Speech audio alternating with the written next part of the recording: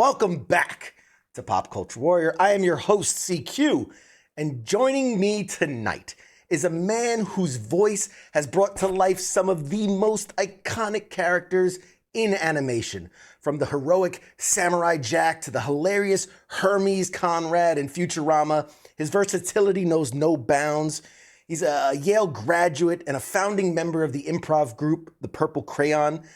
He has dazzled us on Mad TV and made us laugh in countless roles across film, television, and video games. Ladies and gentlemen, it is my greatest honor to get to chat with him here tonight. Please give a warm welcome to our guest, the legendary Phil LaMarr, everybody. My man, thank you. Thank you for doing this. I mean, by the way, love the setup. You look great. The background looks great. I love it. I'm digging it. Thank you. Pop culture, man. We're right here. We're here with you. There's so much. I mean, we just talked about this a second ago, but I did an exhaustive deep dive into your career. And even with the hour, if we get to 5% of it, I mean, we're lucky because, again, just a mile-long, incredible career. But let's start off right at the top, same as everybody. What is your military connection? Well, that's interesting because my military connection is familial in two different ways. The primary being my paternal uncle, who I am his namesake. He enlisted in the Army at 17 and didn't make it back from Vietnam at 19. Wow. And, you know, he passed away before I was born, and this was my father's brother.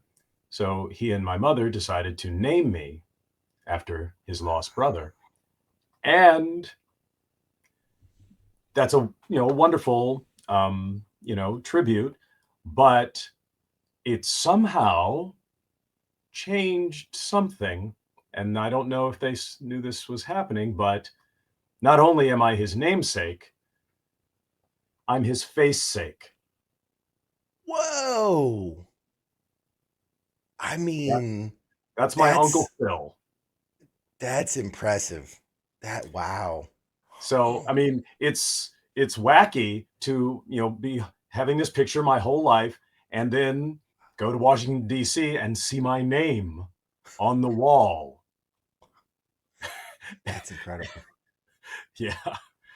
But the second connection is my wife's father, my 98-year-old father-in-law, is a World War II vet. Wow. But he survived not only the war, he survived, everything else. Right. Almost another 80 years since then. That's incredible. Wow. Yeah. Wow. Yeah. I'm still blown away. I mean, first of all, what an honor to be, to given that kind of a name. I'm sure that somewhere that's, I don't want to say it's a burden, but that's a heavy weight to want to live up and do a good job for that, I'm sure. Yeah. No, it's not a burden. I mean, being attached to someone, being attached to someone you've lost, can be, for my mother and father, probably be sad. But for me, it's having an attachment to history. Yeah. That's not a burden. It's incredible. Oh man, that's beautiful. Oh God, I'm gonna shed a tear. Okay. It is funny. I was just watching Masters of the Air, the Apple TV series, and so just thinking about the loss and the service and Right. it's an incredible what these young men and women did. Truly inspiring. So anyway, in doing my due diligence, I learned that you're into comic books. You're into the superhero stuff. You like these things. I'm curious. This is our getting to know you phase. So, is there a particular comic book or a character that you're particularly fond of? Yes. Although, I mean, growing up, I was a big DC Comics and Mad Magazine reader. I read everything that they put out.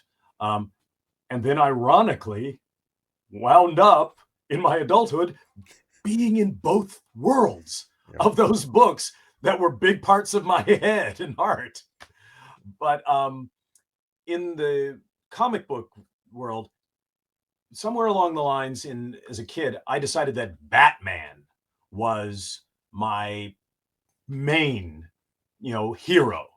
Mm. And you know, nowadays, I started doing Comic Cons, you know, partially because that world started going on, after the 90s and the internet got invented. Then people knew who were the actors who voiced cartoon characters. In the old days, when I was growing up, you never knew. No. You barely, maybe you knew one or two names, but you never knew what they looked like, and nobody ever met them. But another reason I started going to Comic Cons, first it was suggested to me by my coworker Billy West, who's one of the most incredible voice actors and musicians. And he said, Phil, you should maybe start going to these Comic Con things. I'm like, oh, okay. But in the back of my head, the little nerd kid was like, dude, you're going to be at a thing with some of the best comic book artists. So, whenever I can take a break from my signing table, I head to Artist Alley and start fanboying. That's And awesome. and most of the time, if I will always take my sketchbook and try to get a sketch from somebody. And I usually, if they say, well, what would you want me to draw? Could you draw me a Batman?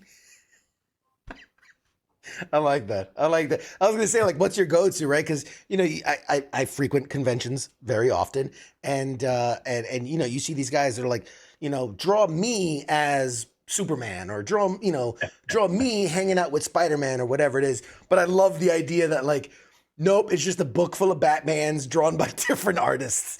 That's so Right. cool. Even artists who weren't known for drawing Batman.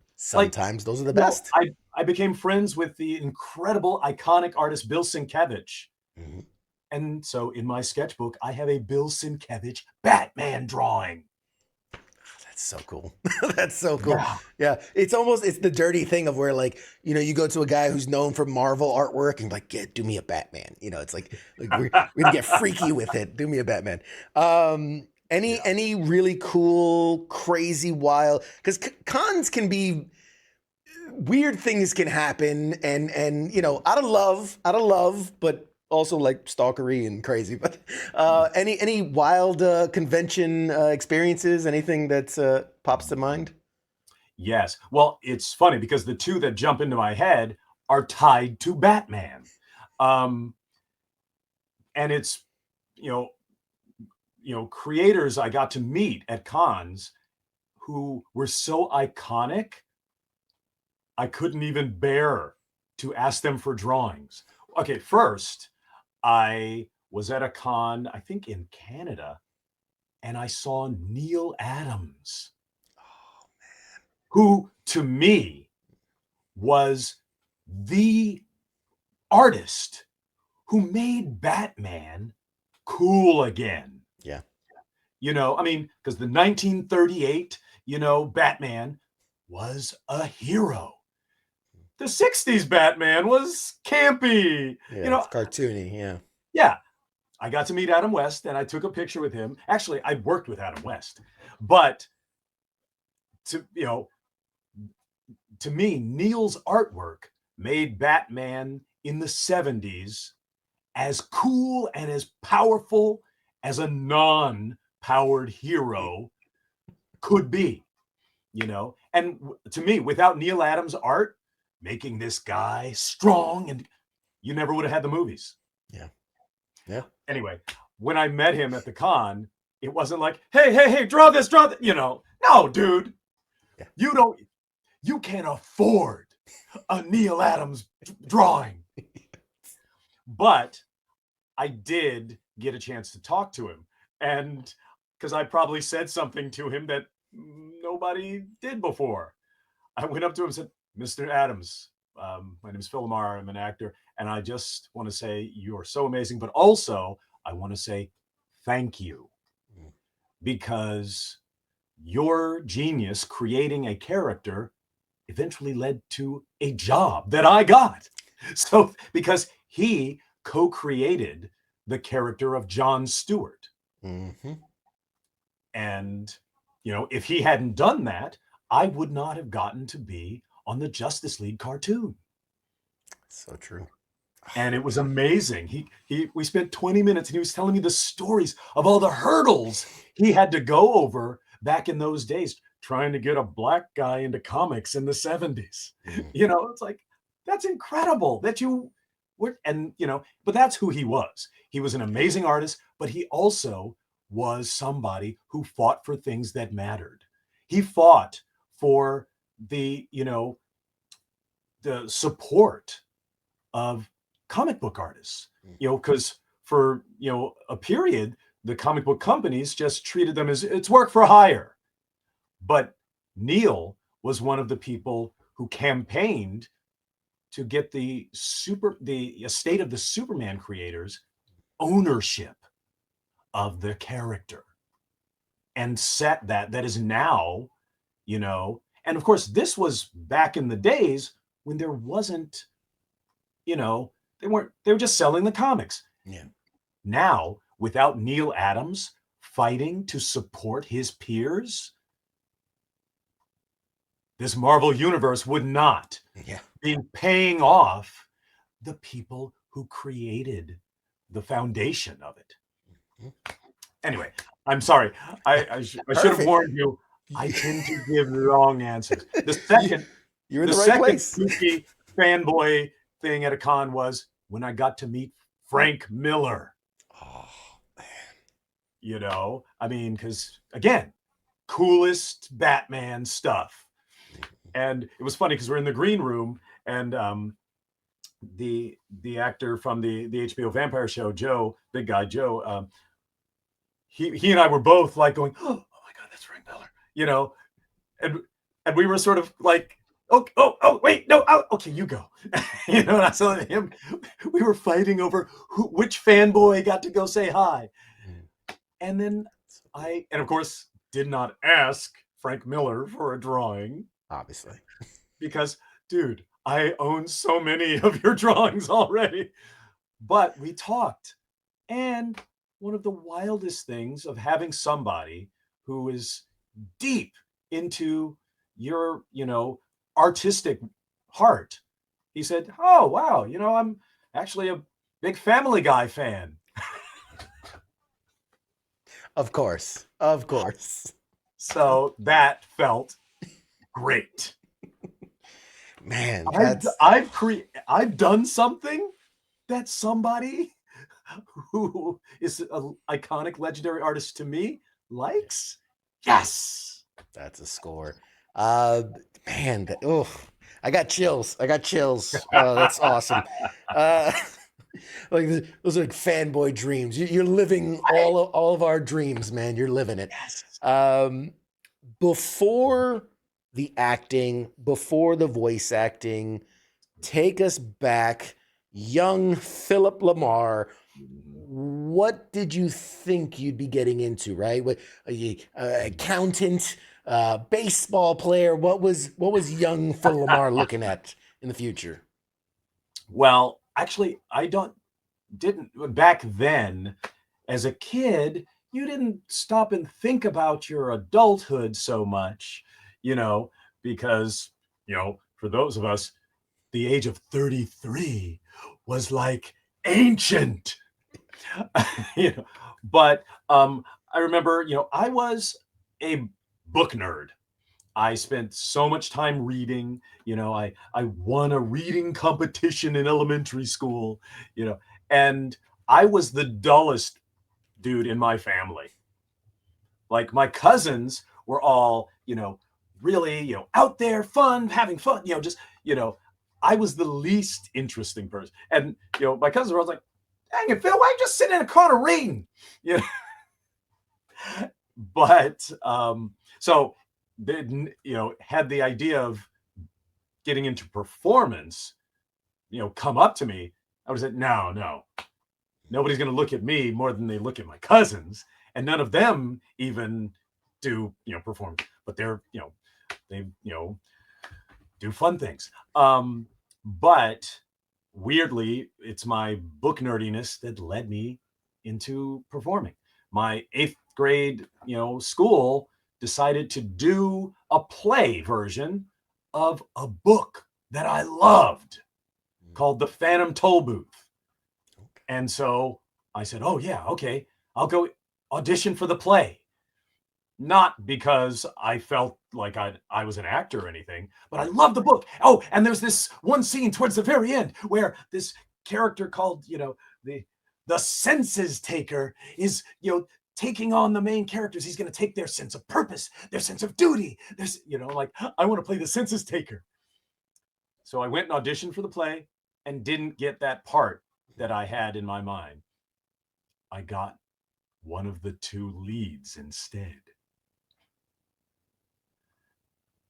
And, that's why, I, to this day, credit my, high school drama teacher. It's like, he not only inspired me, he made me an actor. And, doing my first performance ever, opening the play alone on stage, doing a monologue under a spotlight to the audience for 2 minutes. That was how I began. And it felt good. I remember feeling the energy of the room, like, oh, these people are mine. And what's the old quote? And the rest, as they say, was history.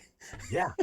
I mean, that the feeling of that energy empowering me at that, second when I started the monologue has been the dragon I've been chasing, for the decades ever since. Yeah, man. There's quite no drug like the acting bug, the stage, man. I get you. So I fast forward a little bit. Please. I took a look, and again, if the internet's to be believed, your first credit is voicing a character called Woody on the Mr. T cartoon series. How? Why? What'd you think? Wow. That's wild that you noticed that, because that is a fact, but it's not, I mean, because it was a character on the Mr. T cartoon back in the mid 80s, which was not a hit. I mean, Mr. T was a hit. He was a iconic, popular person.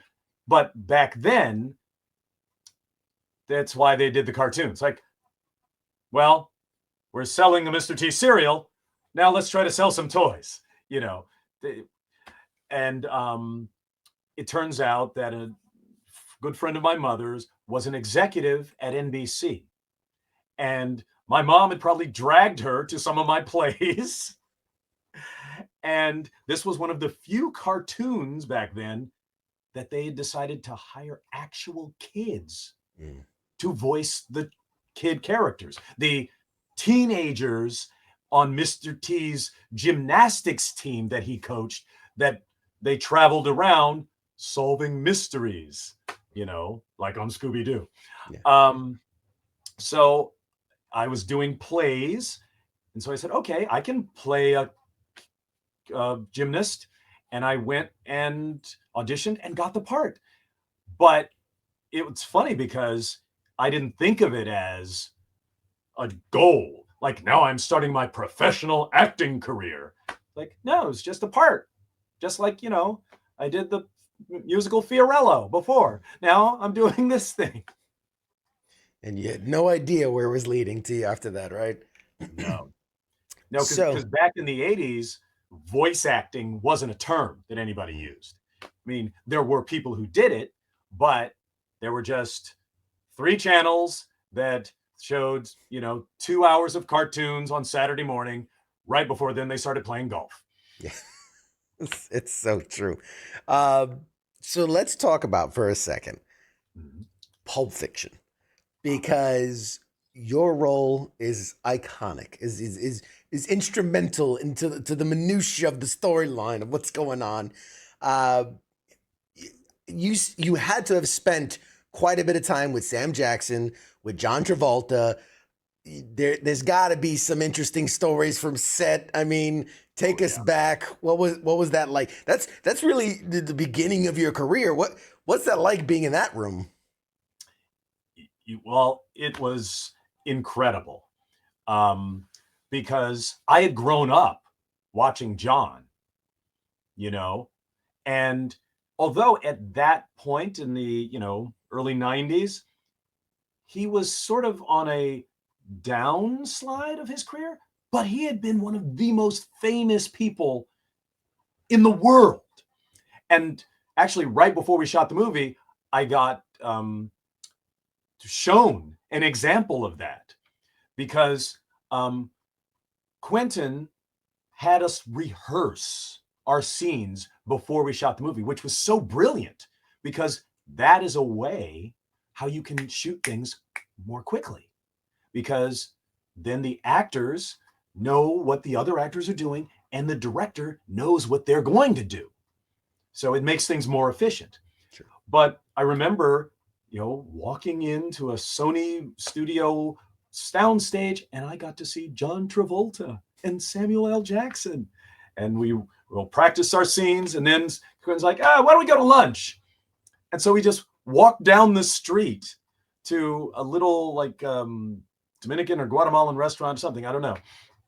And we're just sitting there and the waitress comes up, and is giving people what they ordered, and she didn't recognize Quentin.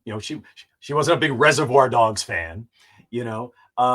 She just goes to Quentin. She's like, quesadilla. She goes to Sam. It's like burrito. Then she goes to John Travolta, and I realized, wow, this woman, in her second language, whatever village she grew up in whatever country, they had copies of the Saturday Night Fever record. She knew who he was, you know? And Amazing. that's like, oh my God, he was worldwide famous. And then that movie pushed him back up, because he was like into the three talking baby movies along at that point. But this pushed him back up, and people recognized how amazing he was. And I saw why he was so famous. It was because of his talent, but also of his attachment to the characters and to the audience.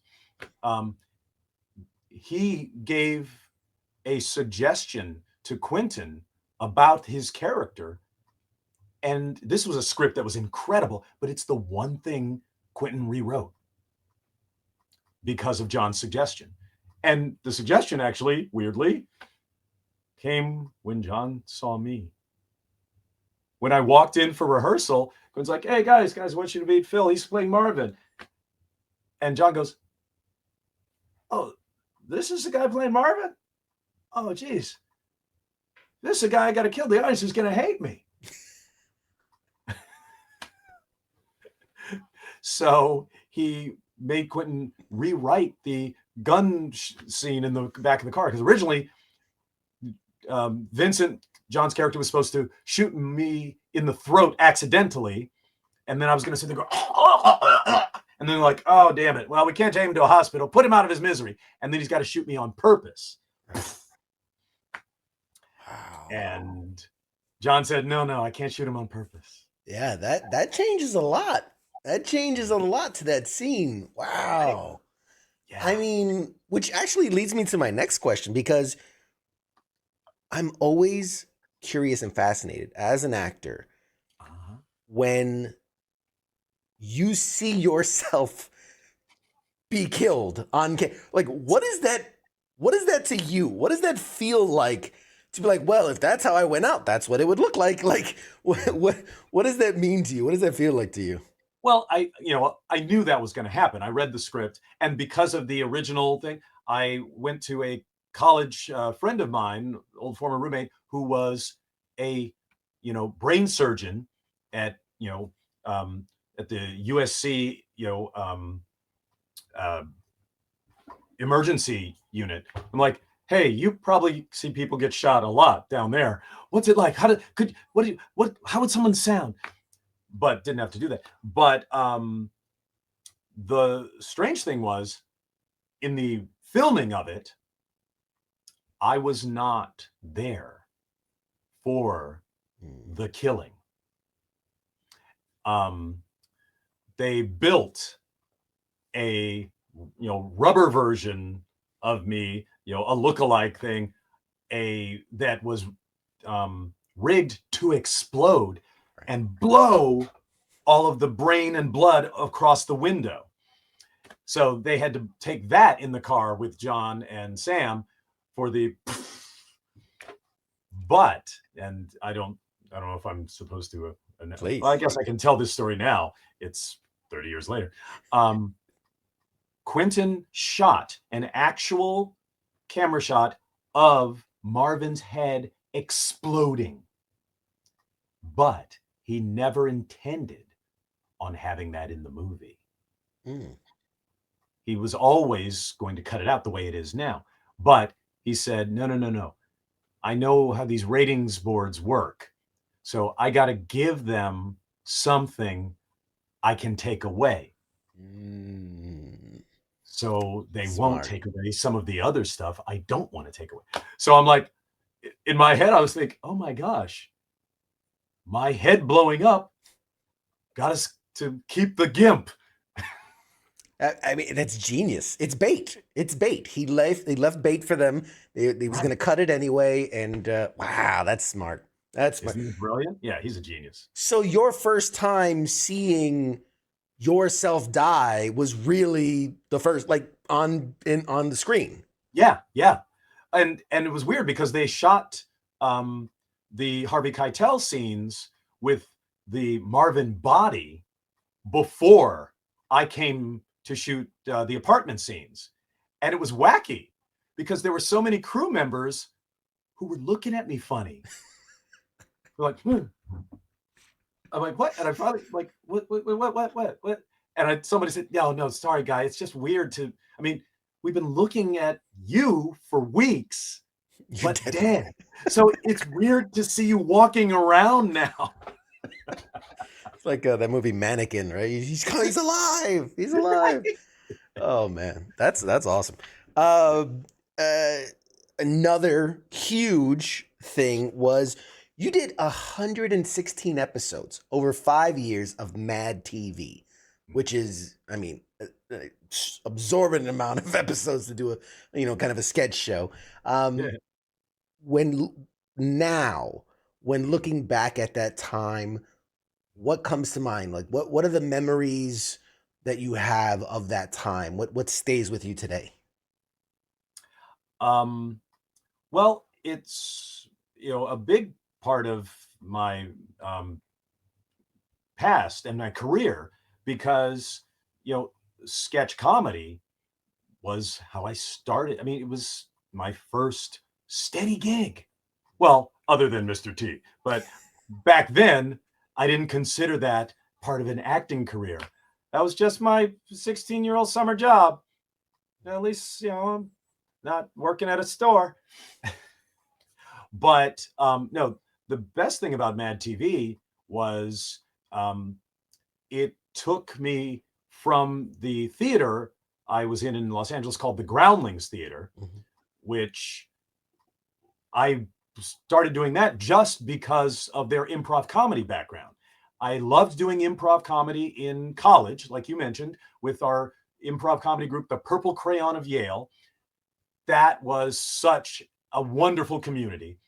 So when I graduated, came home to LA, I'm like, I want to be part of another improv group. I started taking improv classes at the Groundlings. But the Groundlings say, okay, start with improv, but now that improv was so good, write it down. Mhm. Make that into a sketch. Like start creating, writing. I'm like, I wasn't trying to write. but I did it.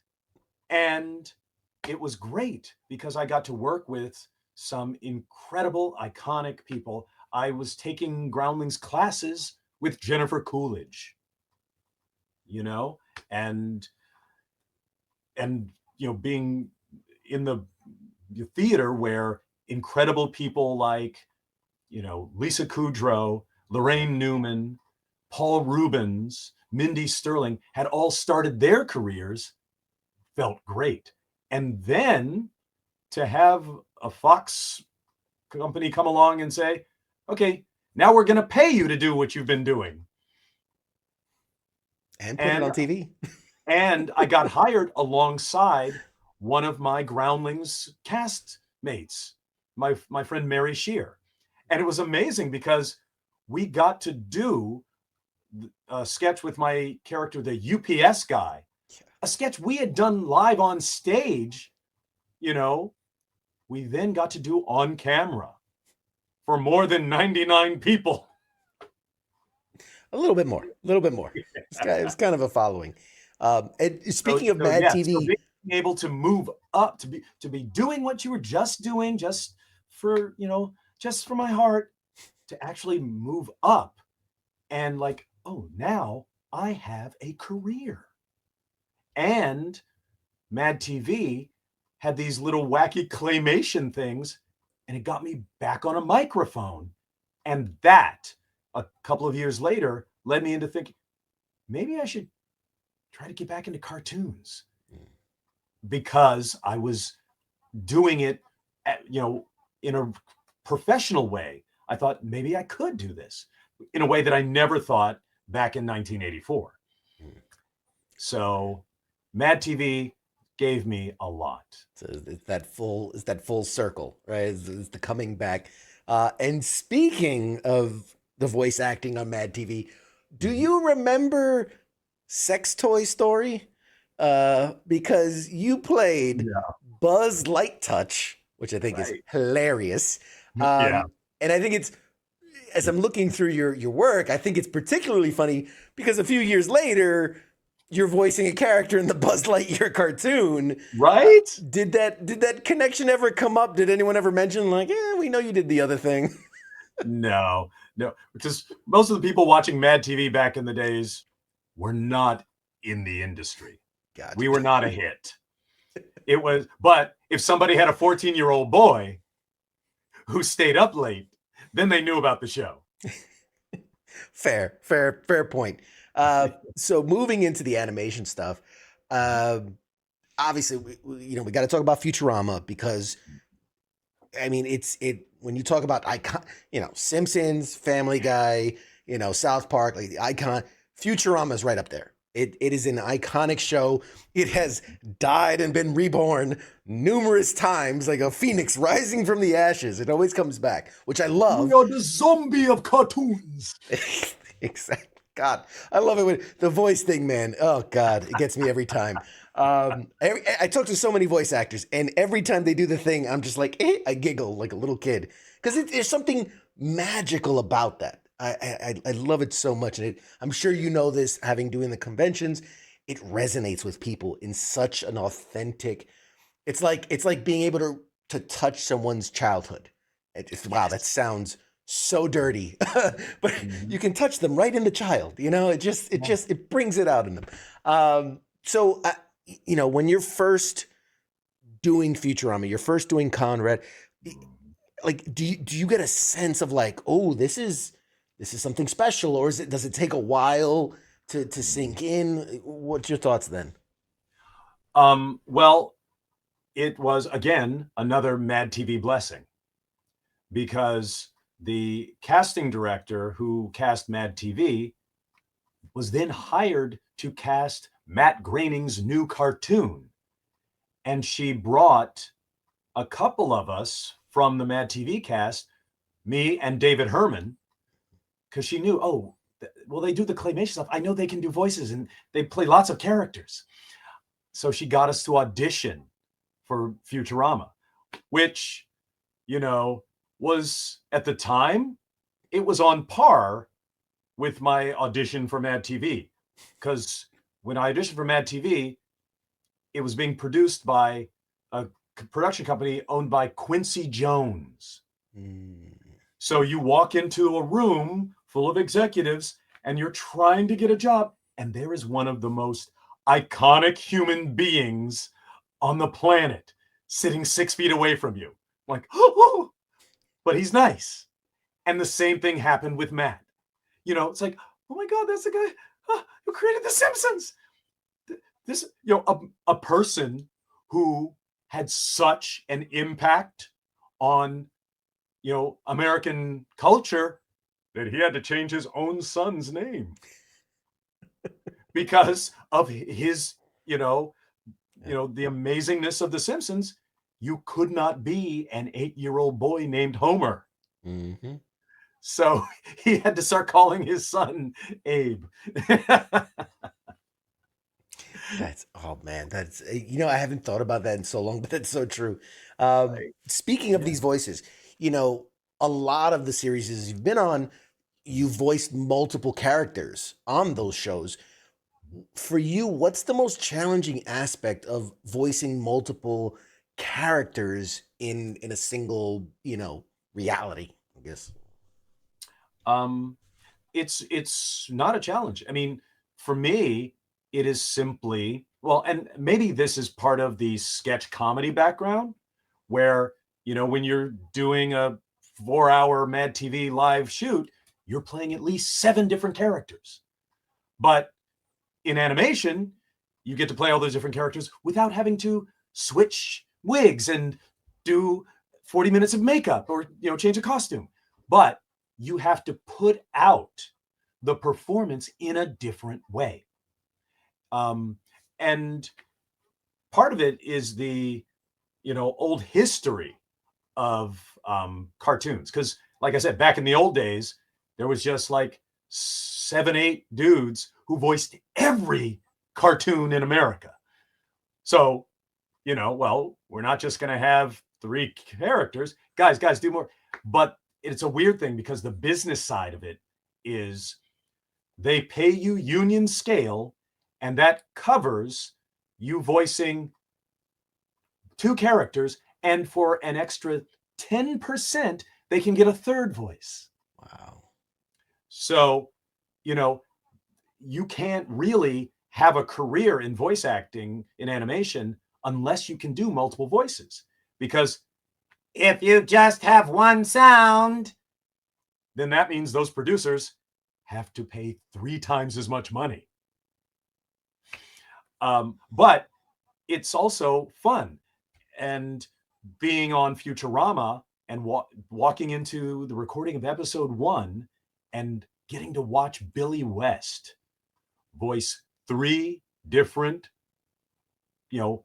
leads of the show talking to each other in completely different voices, it set the bar. I mean, dude, that was like, having a pickup game with Michael Jordan. You're like, oh, that's how good it's possible to be. Okay.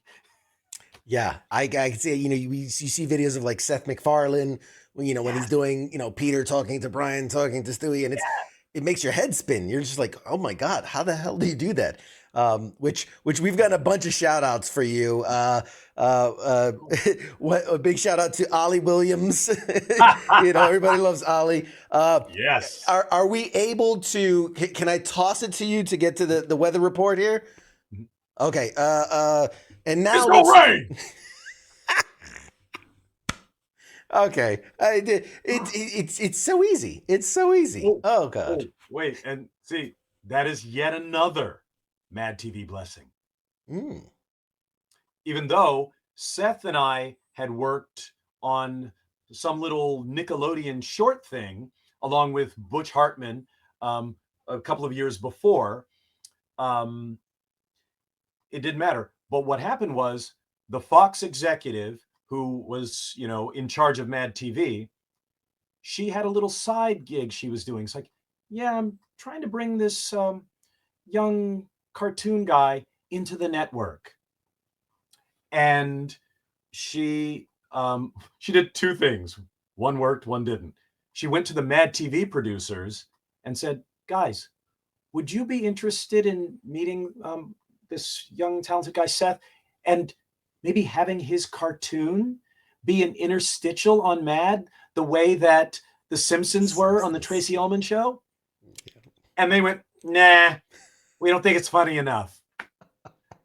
Cut to the show that lasted twice as long as your sketch show. Yeah.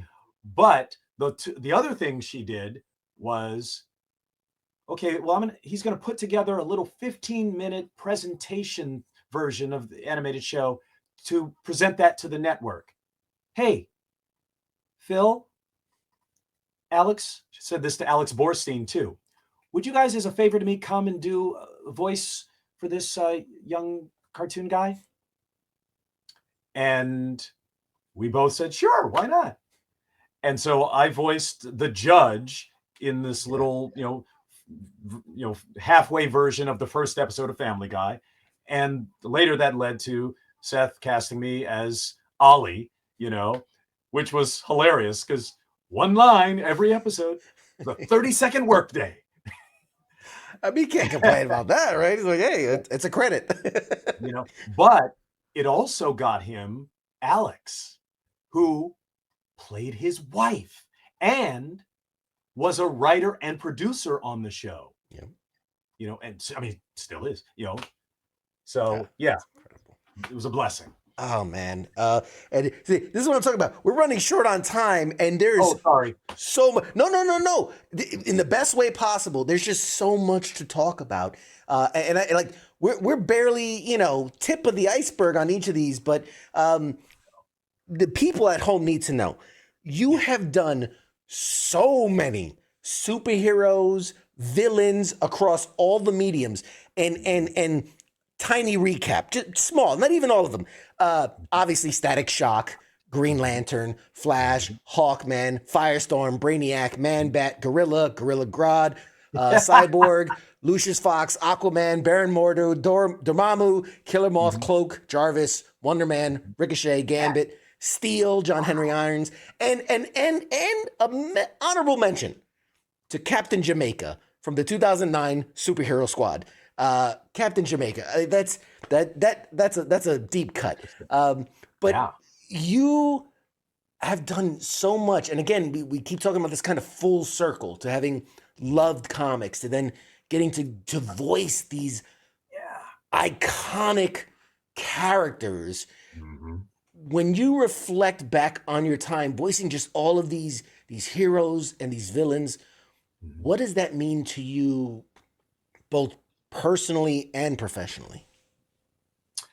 Well, it's always a joy to get to be part of, these universes that I grew up taking in. The DC universe, the Marvel universe, Star Wars, all of that stuff is such a joy. But the best thing is I have gotten to work with so many great, talented creators. Because the truth of the matter is, not every superhero comic or cartoon is necessarily great. We all love those superhero worlds, but they don't all necessarily do that great. But, getting to work on Static Shock, Justice League, some of the best superhero storytelling ever was a joy. Basically, it felt like being in a Neil Adams or a Frank Miller comic book. Brought to life. Yeah, so well said. And just a couple of notes from the audience, because I want to shout out to these guys. From Jorge, I've been following Phil since the good Mad TV days. From Scott, going from Static Shock to Jon Stewart, that is some crazy range. From who else we have here? From Patrick, he says, congrats. Hermes Conrad is the only bureaucrat that has won our hearts. So you're getting crazy amounts of love from all the people at home to show you what an impact I mean, I don't have to tell you. I know you know. But what an impact your work does. And another character. Let's step away from superheroes for a second. But Uh-huh. another character that is as iconic as any, and honestly, I feel like in this day and age needs a kind of a reboot, a refresh.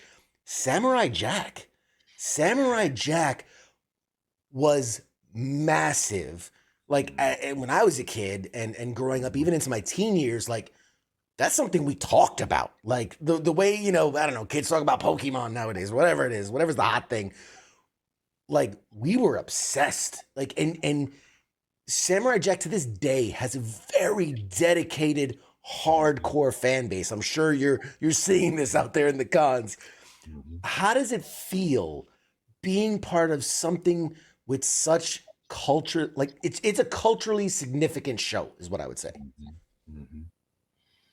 It's wonderful. I mean, honestly, the biggest blessing is when you work with somebody who is that great an artist and fantastic a storyteller, the material they give you makes your performance great. I mean, it's like being handed the script to Pulp Fiction. Like everybody is amazing because we have solid gold words, and Gendy Tartakovsky is a genius. The fact that he was able to do a show like that on Cartoon Network in the 90s. I mean, I remember that first episode was probably the only cartoon in America with 9 minutes without gabbing and talking and talking and talking, you know, because that was his concept. It's about action.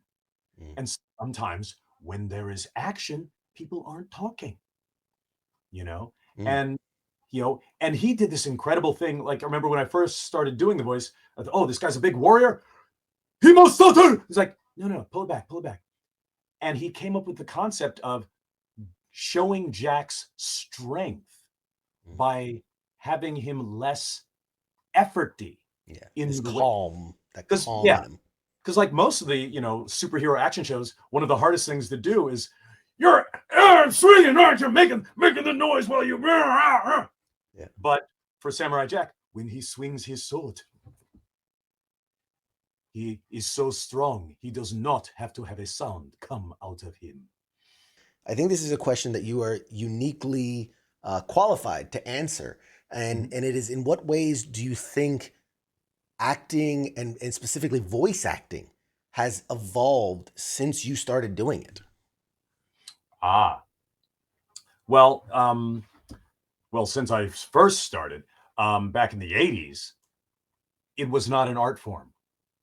Back then, even the people making the cartoons wouldn't mention they did that at a mixer. You know, I remember the guy who was directing us as kids on that cartoons. Guys, remember, end all your lines up. That gives it energy, keeps the kids awake. But later in the '90s, as Nickelodeon and the basic cable, show channels with tons more children's programming added more cartoons. It became more of a career, but then you started having.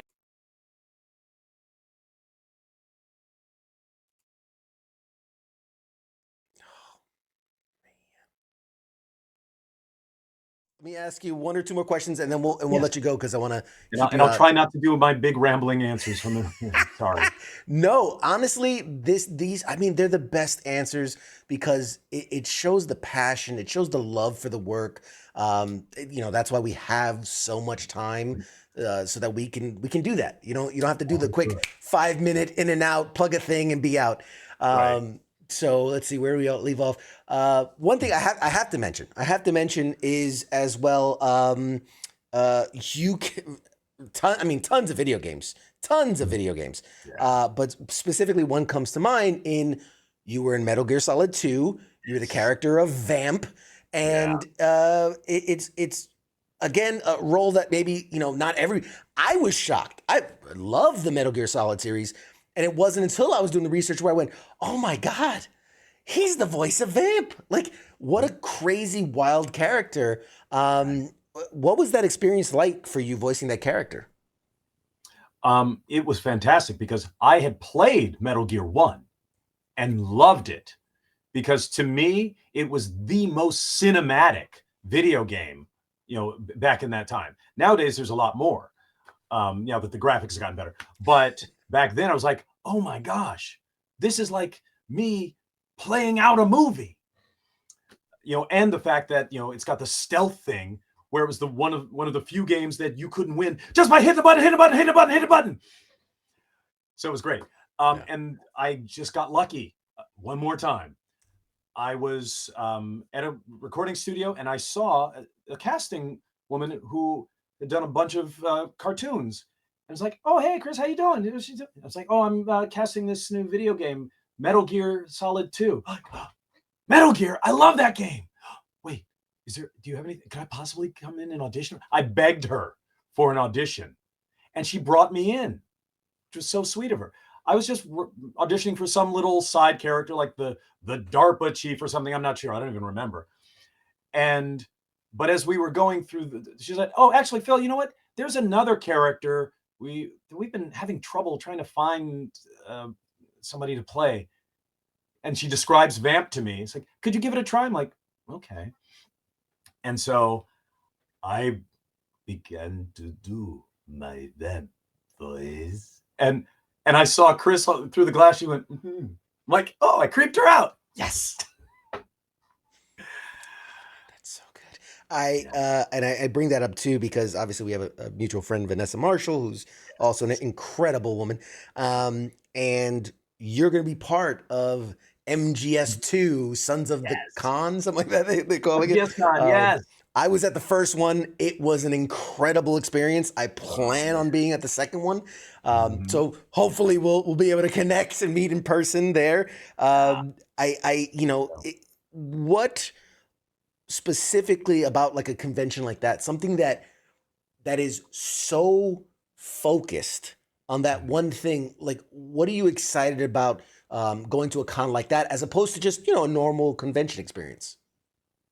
Well, I mean, it's the same thing. I mean, the great energy of conventions is everyone is there because they love something, you know. But at San Diego Comic Con, it's hundreds of things. But at this, it's going to be about one thing. But that's great, because for us performers, especially as voice actors, you're never performing in front of an audience. So being at a con and having people come up to your table, that's like getting applause one person at a time. It's lovely, you know. That's awesome. And my buddy Rob Paulson, who is a genius actor, voice actor, singer, everything.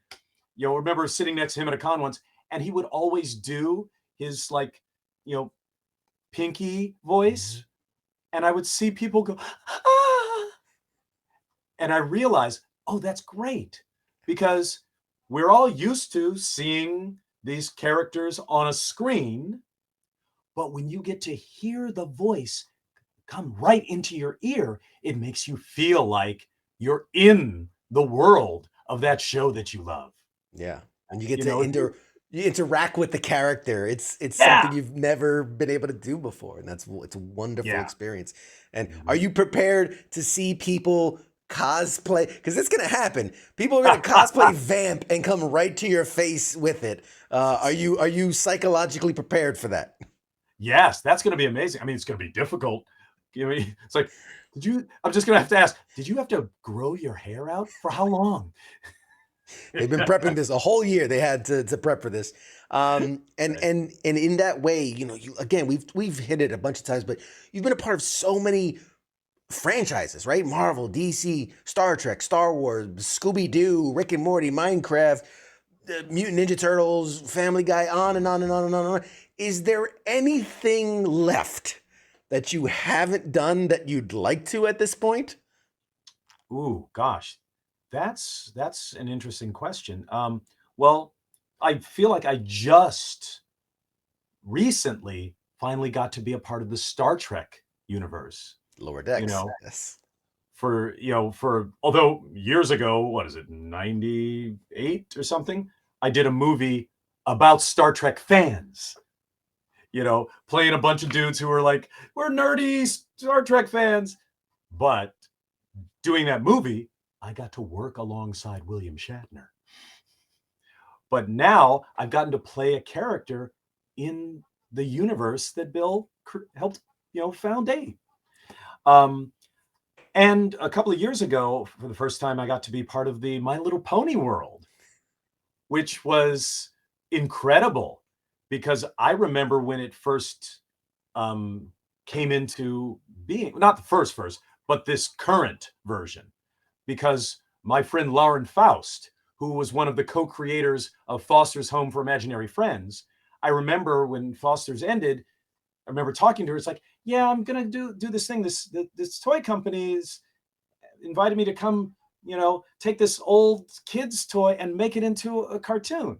And she not just made a show, she made a huge fandom. Because back in the old days, just the little toys, they just sold to little girls. But the MLP, My Little Pony world, is so wild. Massive. That dude with a gray beard is a My Little Pony fan? The Lauren, you're a bronies. genius. The bronies, man. Right. They're out there. As we wrap it up, because I don't want to hold you long, because I want you to come back so we can do more in the future. Yes. But let's wrap it with this one. Okay. Looking back at your career, is, obviously we've talked about it. You've had some high highs, legendary, iconic characters that will live fucking forever. Right. Is there maybe a role that stands out in your memory, something that you were so proud of, or you loved, or for whatever reason you were super passionate about, that maybe didn't get its fair shake, that didn't connect at the time, something that you wish people that are hearing this now will go back and check out and bring new life to it? I know that's a tough one because you have a very long career. Yeah, that is a tough one, because the quality of your experience performing something, there's never a direct correlation to its success. You walk off set and go, oh man, that was the best performance I've done my whole career. I'm going to win an Oscar. No, because actually years ago, I did a movie alongside a comedy alongside Bill Murray and Catherine O'Hara and Jay Moore, and like, oh my God, wow, that is amazing. It never came out.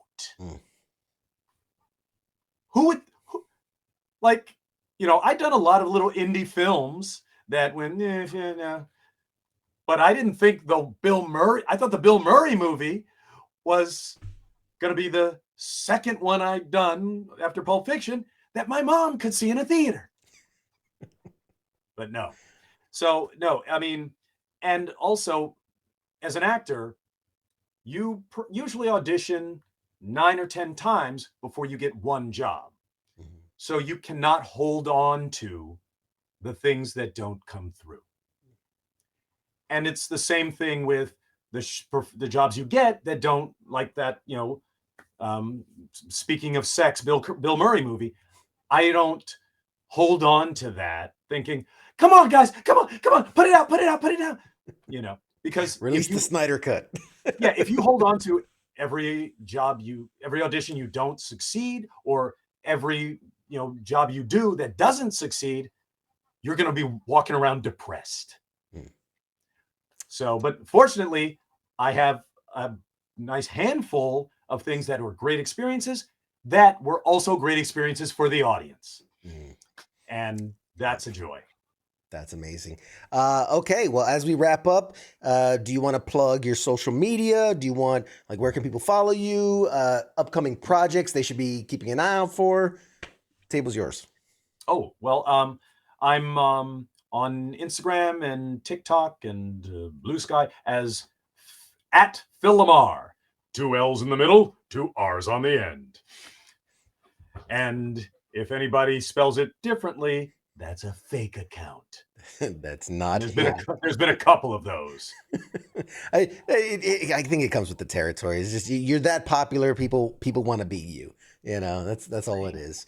And then I will give you the last couple seconds here, talking directly to the audience, the audience that's here now, to to I don't know, to tell them whatever's on your mind, whatever we haven't discussed yet, and I'll give you the last couple seconds to say goodbye to the audience.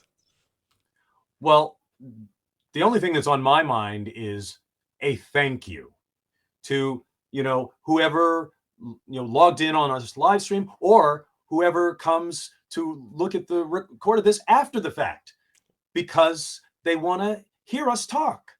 That is great. That's appreciation, for people to take the time that they could go be watching something new to come back and show their appreciation for one of the old shows we did, or something they grew up watching that they liked the character I played.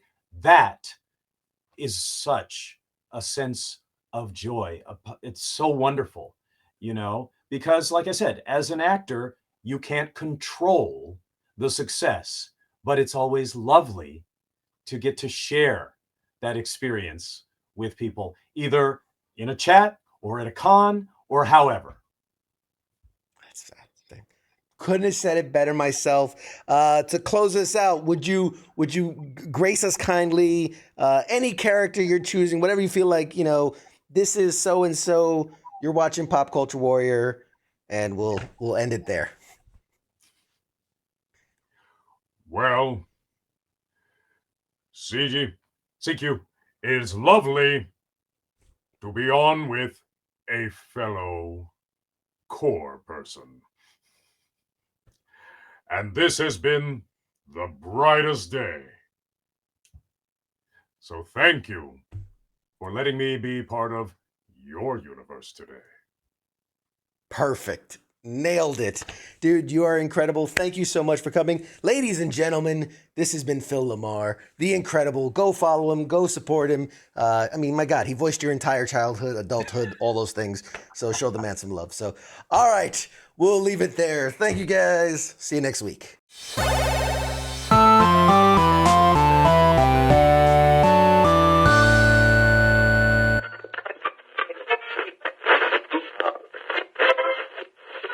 Let's see it.